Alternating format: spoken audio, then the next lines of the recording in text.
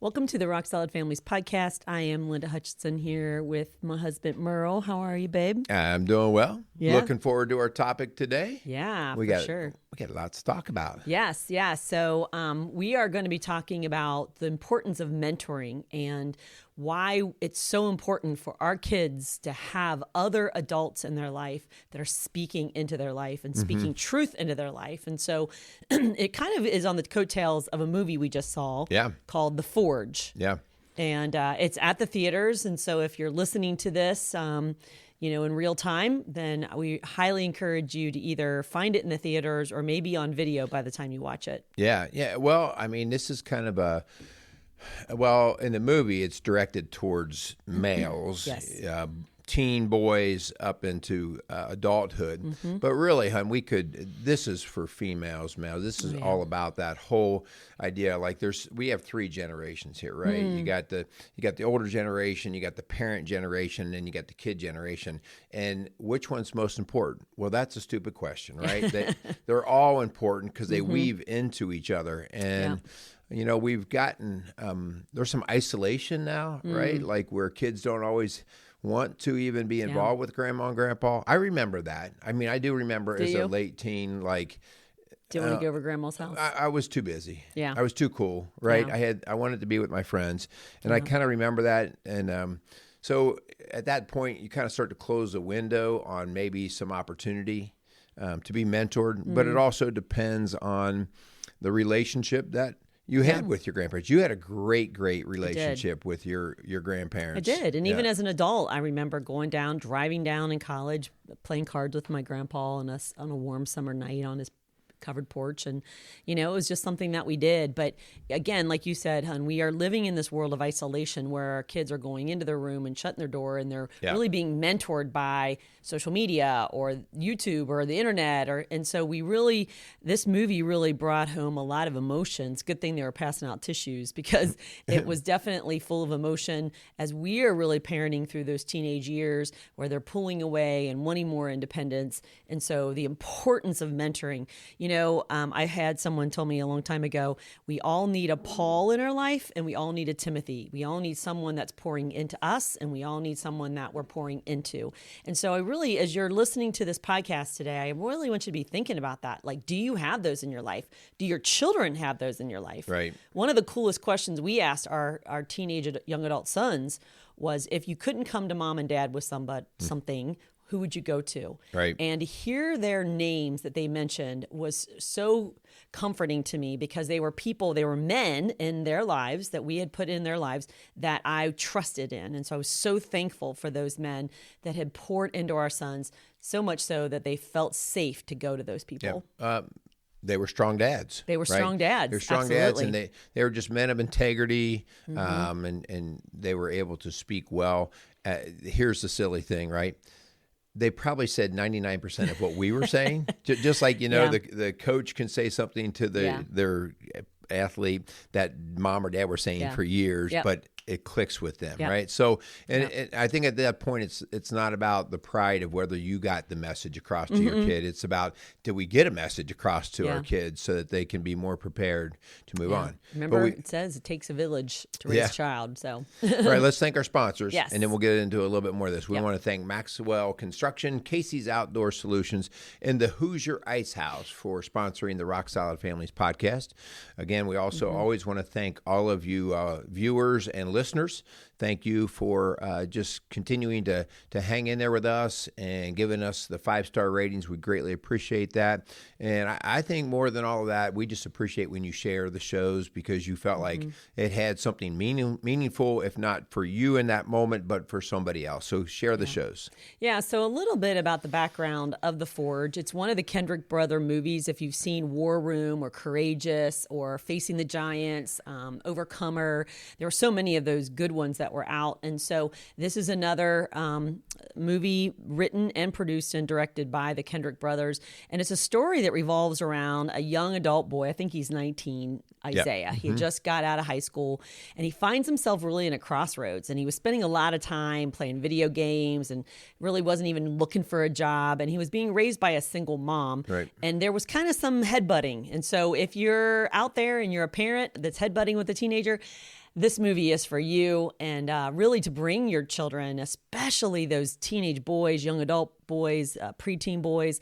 Such an important movie, and teens in general, really. Yeah, when you're a teen, especially when they're starting to kick back a little bit, which not all of them do, right? I mean, but many of them will, because they're, as I've said many times before, there's not the only difference between a 3-year-old and a 16-year-old is 3.5 feet, and because they're really wanting to discover their world, they're really wanting to spread their wings, and it's really becomes one of the more narcissistic times in our life. We all experience that. Like, well, what about me? That's like when I told you I didn't want to go visit my grandparents as much because, hey, I was more important. I had things to do. And so some things in the movie, hon, that I thought just were interesting is there was not a dad in there was obviously there's always a dad, but there wasn't a dad active in his life. Yep. Okay. Which you see a lot through your work. And you saw a mom who was working and trying to raise her child and trying to provide. Okay. And that nurturing was really, really good for many years until it wasn't, right? Until all of a sudden this young boy of hers starts to kind of get his testosterone surges and he wants to become alpha. And she's kind of at her wits' ends with him, Yep. And then there's I think there was something that was really neat, and this goes back to the church, the reason for the church.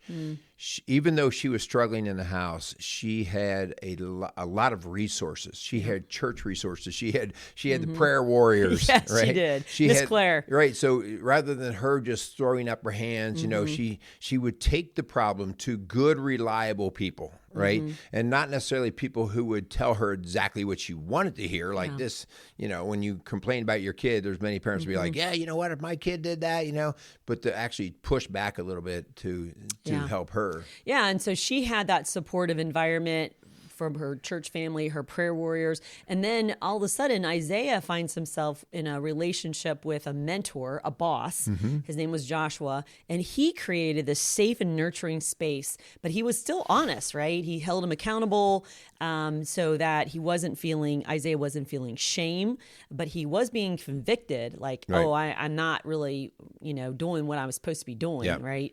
And so there was a guiding hand. There was a supportive environment. There was this role model, and by the way, it was African-American young men. And so this role model is a strong, influential, successful African-American man, right? Joshua was. And so that was really cool to see that catalyst for change for Isaiah. Yeah.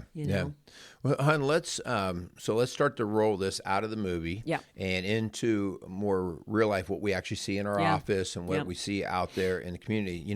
Guys, this is no secret. Our nation is experiencing an epidemic of teens, both the male and the female, that are lacking strong leadership in their life, whether the parent or parents aren't there or whether the kids are just kind of refusing to be involved. Either way, like we used the word before, that isolation is happening. And so this is at epidemic level, and I think you have to really understand that.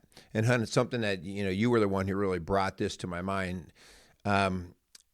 The authority figure has changed from the parent to now YouTube or Google or TikTok, right? Like they used to say, Mom, what do you think about this? Or Dad, what do you think about this? No reason to do that now. We can Google it. And so right away, your authority has not been diminished. It's been eliminated. Oh, yeah. Our 16-year-old really has told us before, in all seriousness, that he could quit school and become a millionaire because he saw it on YouTube. No. I mean, this is no lie. And so in his mind, he doesn't need high school. He doesn't need a diploma because he has seen somebody who has done it without it. And so in his mind, that's the answer. And so it's sad. It's scary what they're getting their information from. And, we've been told many times before, we don't know how to parent teenagers. And it's really funny. And like, well, where are you learning it from? Other 16-year-old boys. Like that's a great place to go, right? Yeah. And I think it's important too, don't get too caught up on blaming your teen. Yeah. I mean, we want to do that, right? But they are where they are, and they're living in the environment and the world that they're in. And so it all makes sense to them. Yeah. Like it, our teen is, he's 100% convinced that the way he's thinking through things is right. Yeah. Okay. Yeah. And so he doesn't quite have the wisdom to look down the road to say, okay, well, based off of what you're doing right now, if I went out 5 years or 10 years, there's no guarantees, but here's the track that I see it leading you to. And they can't see that because they haven't walked down that trail. But so that speaks to the importance that we're never going to not need mentors or good leadership. Yeah.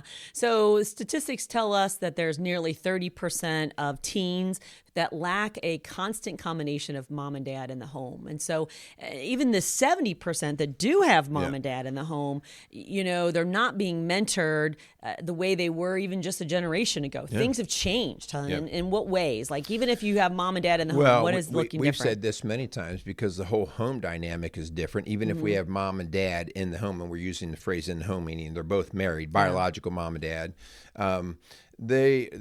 most of the time we're seeing both mom and dad are working. Yeah. And so we see even young kids, third, fourth, fifth grade, that are fending for themselves at a very young age for a portion of the time. And by the time we are getting to the middle school ages and the high school ages, they're fending for themselves a lot. And so this whole thing called mealtime, this mealtime has gone bye-bye. And so it's now, go get the TV dinner, throw it in the microwave, and just go sit down in front of the TV or go, scroll through your phone. And so that mealtime, hon, that is where mentoring comes. We have to be careful not to turn it into the nagging beatdown, but to actually say, hey, how you guys doing? What's going on? And that, when they can drop their guard because they're comfortable, right? We always break bread. That's breaking bread is one way that you can ease the tensions of people and then have good conversation. And so the mealtime is critical, and that's gone bye-bye in many, many homes. Well, and it's not just because mom and dad are both working. It's also because we have overscheduled our family where we are running in different directions to go to practices or games or workouts. And so we literally are eating Wendy's through the drive-thru. Yeah. And so we're not really spending the time around the table. So that's really the breakdown of mentoring has occurred because we're not home. We're not really kind of in that unscheduled zone. And we also aren't really making church or faith a priority either, where God and his word are important, prayer and worship. We've not and a whole new set of mentors there, right? Yes, that's what you were talking about before. Like our older boys had connection of guys outside of me. Yeah, they still do. As a matter of fact, when they come in town, it's so cool because they see all of those men now who, used to be their, young adult mentors. Now they're old, gray-haired, granddads. I did not say that. But, I'm just, decrepit. No. Anyway, yeah. And have you ever heard the story that this is a connection, and I think this speaks to the biology of animals, which we are of, like it or not. And the story about the male elephants. No. I was watching Zootopia the other day with the grandkids. This is not a joke. No? No, Okay. This is a true story. So this story's actually been around, but I was just recently reminded an article in the BBC by Lucy Freeman. I read it. I was like, oh yeah, I remember that entire story. But to kind of paraphrase the whole thing, they were going to introduce elephants, a population of elephants, into a new part of Africa that had pretty much they'd gone extinct in that area. And so they just went around and they got all these young bulls, right? So like 15 years or younger, which is juvenile. That's young, okay? And the reason why they didn't take the male bulls is because they were just so big. Yeah. And it was harder to transport them. So, the mature male bulls. So they took these young juveniles and they shipped them all over to this new part of Africa, and they just let them go, right? And so thought, well, that'll be great. They'll start repopulating.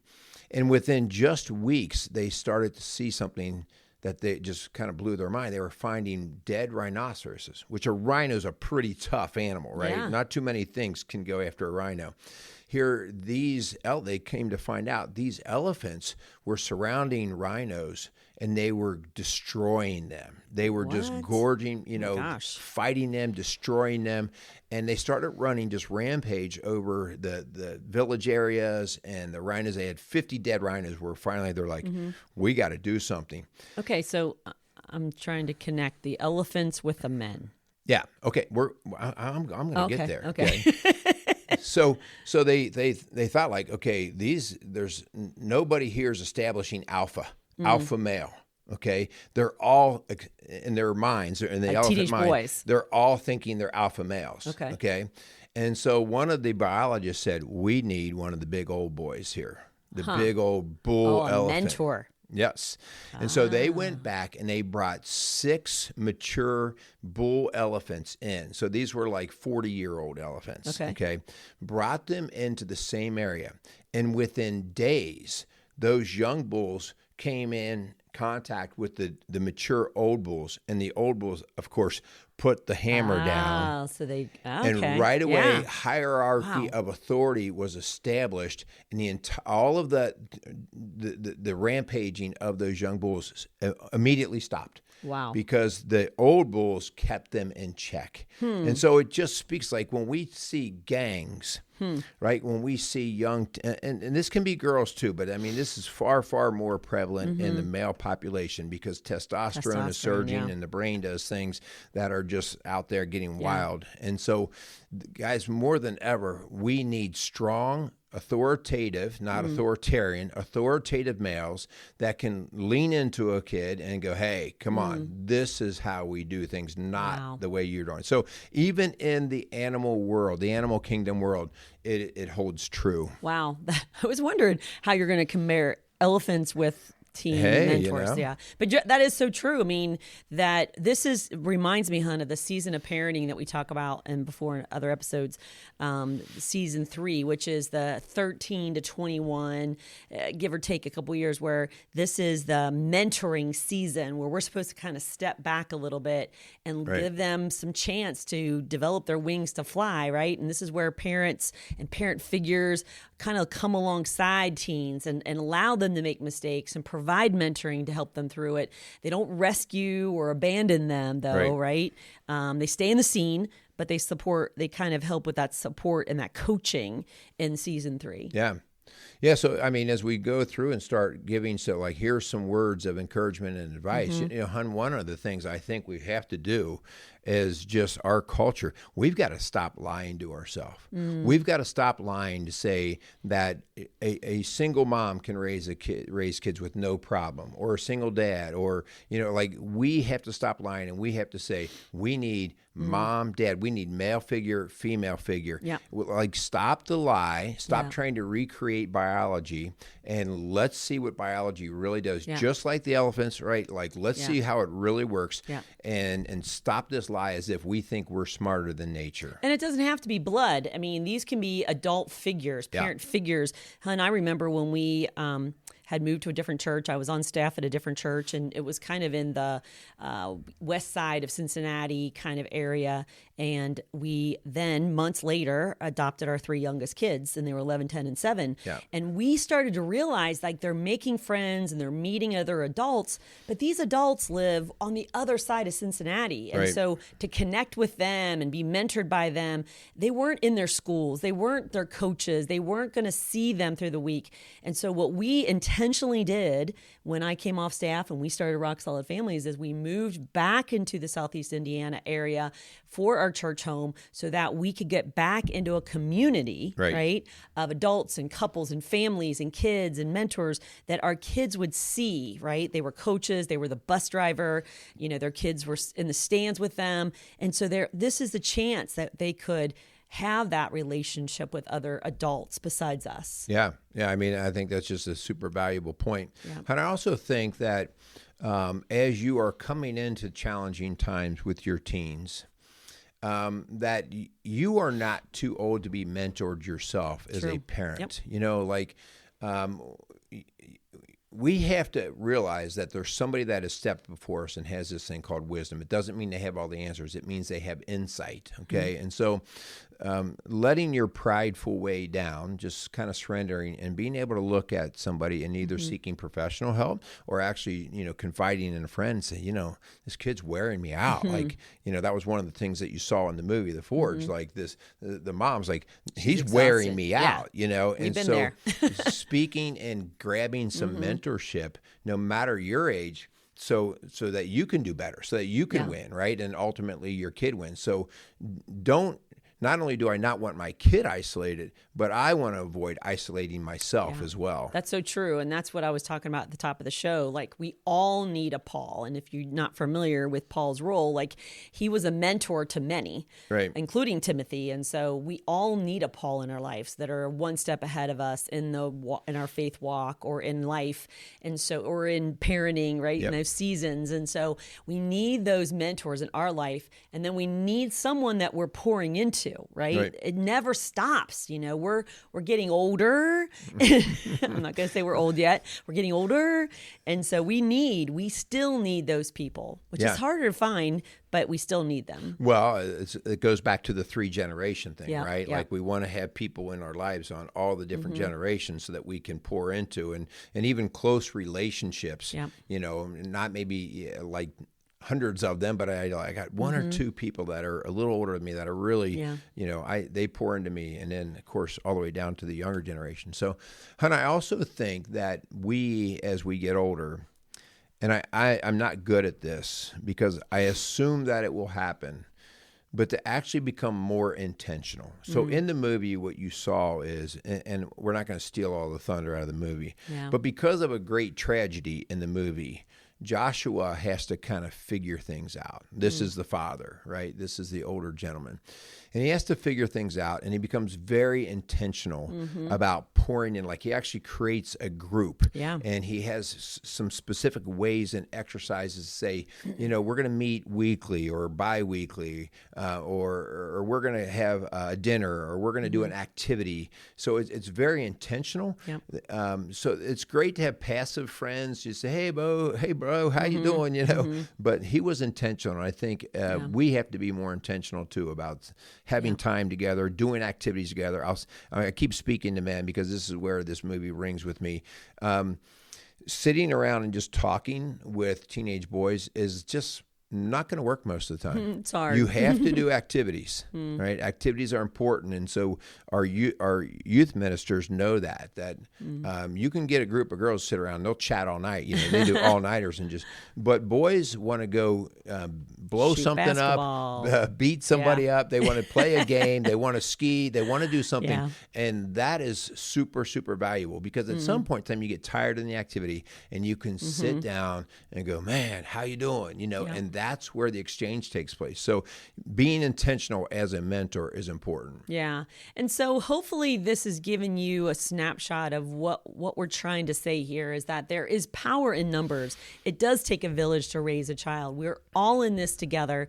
And so it's so important and it's so encouraging. You know, even there's one phrase that says we need a Paul, a Timothy, and then we need a Barnabas, who is kind of the encourager. So we need people around us who are not going to just be our gossip buddies. We don't need somebody to gossip with. We need somebody to pray with. We need somebody to encourage us, to kind of tell us what we need to hear, right? Not just what we want to hear. And so those are people who are speaking the truth in love. And we all need those people. And your kids need those people. And it's got to be other people besides you. Right. And that's what we have found. We're trying to encourage for our younger kiddos as well. And so please do that now before a crisis occurs or your kids get too old or they don't want to have anything to do with you or anybody else that you're trying to put in their life. Let me put a disclaimer in here. Yeah. Because I see this in our work all the time as being coaches. It doesn't work well to call up rock solid families and say, hey, Merle, will you be my son's mentor? And in your brain it does, but your kid has no relationship with me, right? And so teenage boys are typically going to go in there and they're going to be very cold and they're going to be really wondering, what's this about? That's why being intentional early, developing those relationships, you don't want it to have to be a very sterile environment where you're going and he's sitting in a chair. You know, I mean, there's a time and a place, but that shouldn't be your go-to mentor for your teenage boys and girls. We see that, hon. You see girls that come in and they're kind of, you know, struggling, and mom and dad think they should come in to talk to somebody. And it's like, man, if we just had healthy individuals in their life that had groomed them up, so to speak, in terms of a good quality careful with relationship. That word, grooming. Yeah, I got to be careful with that one. Yeah. But just a quality relationship that had been built over time, you get rid of the weird factor. And that's what I call it. Like all the time, I'm like, hey, Mom and Dad, I appreciate you want to bring your teen in here, but they're going to think I'm pretty weird and strange. And the last thing I want to do is tell their friends that they're seeing some guy in an office. So let's talk a little bit about what that could look like for me. And I want you to answer this question too. I had coaches, okay? 2 female coaches that I had early on, high school and college, who I would say were some of my greatest mentors. And they were in my life day after day, year after year, and they spoke truth into me. I remember so clearly my college coach sitting me in her office telling me that I had tenacity, and I had no idea what that word was. Let me go look that up. But I still remember that conversation because she was basically saying, I need you to step up and be the leader because our team needs that. And so, man, just who is it that I know a lot of students who are really into band or show choir, and so their teachers, their sponsors are huge. FCCLA, I know Mrs. Osmond at East Central High School is a huge mentor to so many young women and men who they have gone through her program. So you have to be intentional. Help your kids get into some kind of extracurricular, some kind of interest, hobby, that maybe there's somebody who does it a little better, right? Who's a little older, that can really cheer them on, encourage them, and mentor them in a way that it doesn't have to all be on you. Yeah.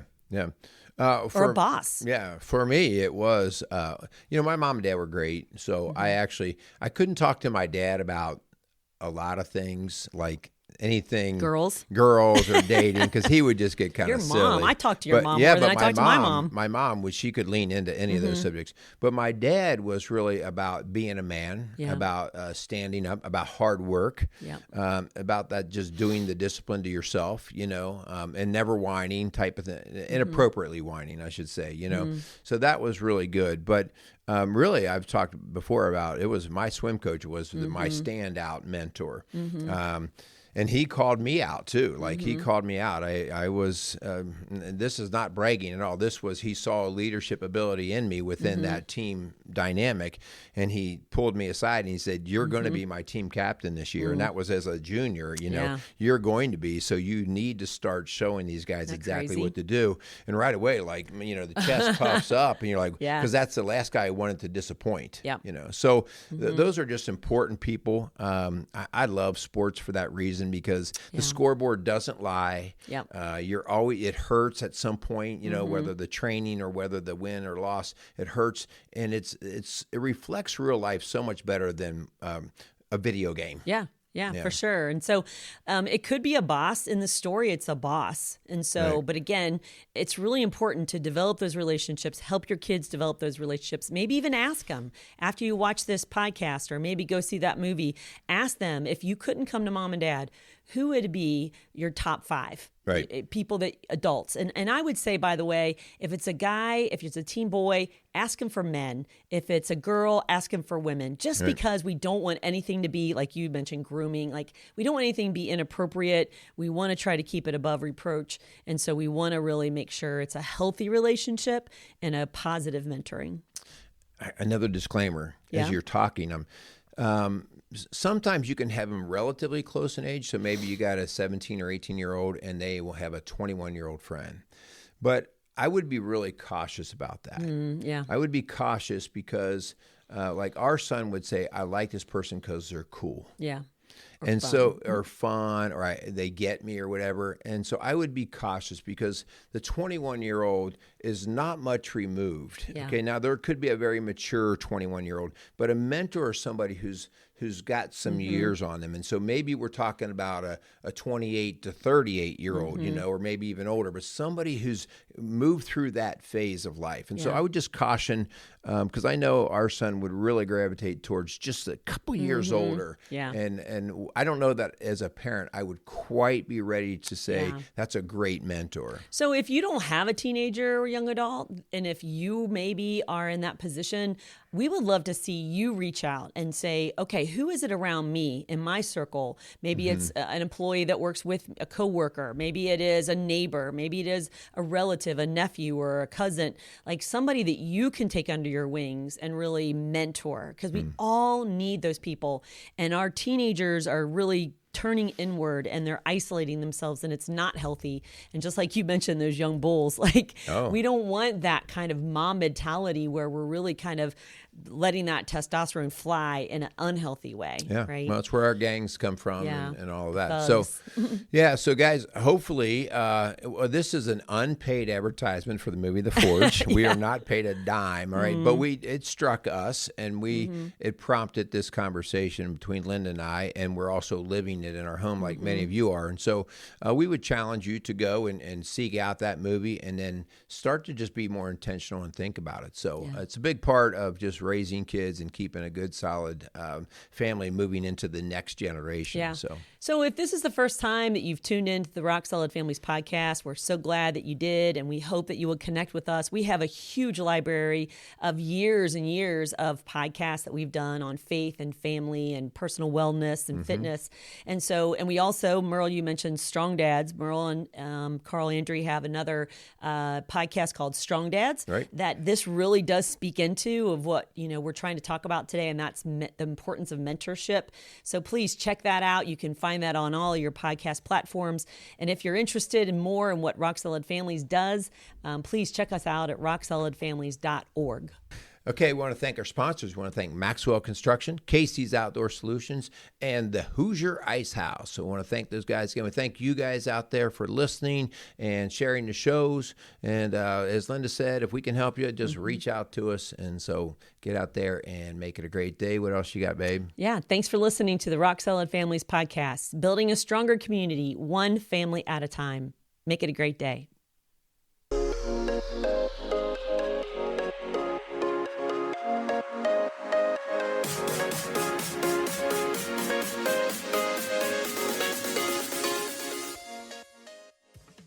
Rock Solid Families wants to thank Casey's Outdoor Solutions for sponsoring the Rock Solid Families podcast. Casey's has grown to be one of the largest and most unique garden centers and gift shops in the Cincinnati tri-state area. Whether you are looking to take on that next landscape project or simply add a little home decor to your house, Casey's has you covered. Located at 21481 State Line Road, Lawrenceburg, Indiana. Call them today at 812-537-3800. Let Casey's help you add beauty to your home.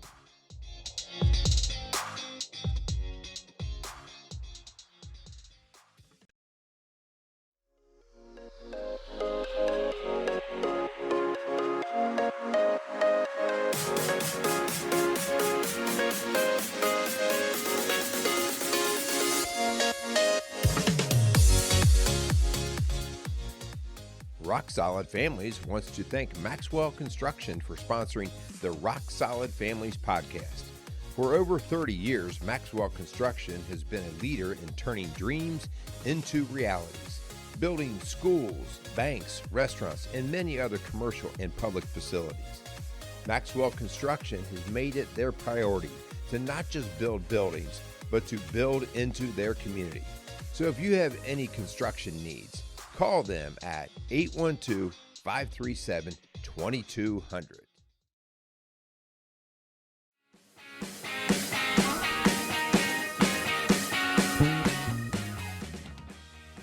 Rock Solid Families would like to thank Hoosier Ice House for being a proud sponsor of the Rock Solid Families podcast. In the heart of historic Lawrenceburg, Indiana, the Ice House is at the corner of Vine and High Streets. The historic building evokes a feeling of comfort with spacious indoor and outdoor dining, a large bar, and comfortable dining areas. Large enough to host parties, yet intimate enough to feel like your favorite neighborhood restaurant. So thank you again for the Hoosier Ice House for sponsoring the Rock Solid Families podcast.